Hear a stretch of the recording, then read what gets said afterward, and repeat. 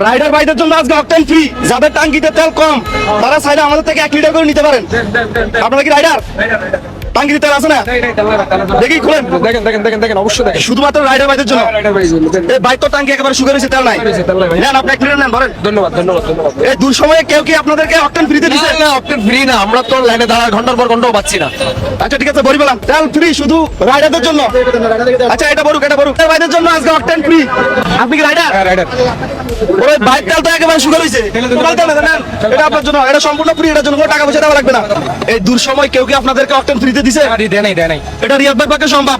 ভাই কি রাইডার না? জি ভাই, 3 দিন ধরে গাড়ি চালাইতে না তেলের লেগে। তেল নাই তো ভাই, টাঙ্কি তো শুকিয়ে রয়েছে।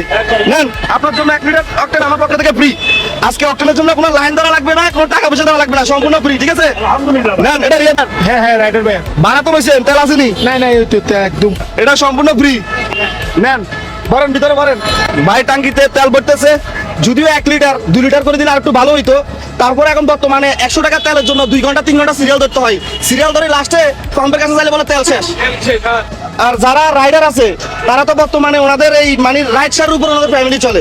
যদি এই তেল এরকম দূর অবস্থা হয় তাহলে ওনারা কিভাবে রাইড মারবে? আমার কথা হলো বাংলাদেশে যারা রাইডার ভাই আছে তাদের জন্য স্পেশাল ভাবে একটা সার্ভিস দেওয়া উচিত। কি বলেন ভাই? কারণ ওনাদের ভাইদের জন্য ভাই কি রাইড শেয়ার করেন?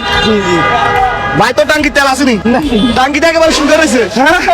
না এটা আপনার জন্য। তেলের জন্য কত সময় সিরিয়াল ধরা লাগে ভাই? বর্তমান দেশের যে তেল সংকট, এতে আমরা অনেক কষ্টেই আছি। যাক আপনাদের ধন্যবাদ। আমরা 2-3 ঘন্টা সিরিয়াল দিয়ে 200 টাকা তেল ভাই।